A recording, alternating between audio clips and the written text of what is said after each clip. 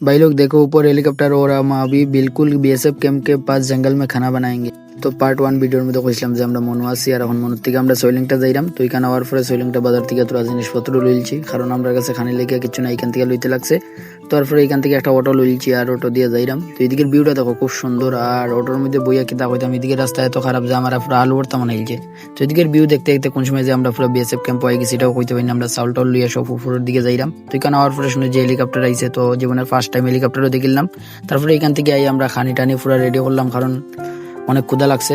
এদিকে রোদ্র তো প্রচন্ড আছে, কিন্তু ওই দিকের যে একটা বাতাস যে এটার লেগে মানে গরম বুঝতেই দেয় না। তারপরে কি তাই এখানে আমরা মাংস টাংস রান্না হয়ে যার, আর এখানে আমরা একলা না, সবে আমরা মিললেই একলগে রান্না বাড়া করলাম। তারপরে এখান থেকে কিতা আমরা গরু আইয়া খানি টানি খাইলিলাম। আমরা তো আবার খাজেও যাইতে লাগবো। তারপরে একটু সময় পরে আই গেলাম আমরা খাজো। এখানে আমাদের খাজ টাজ করার পরে আজকে লেগে অতটুকুই।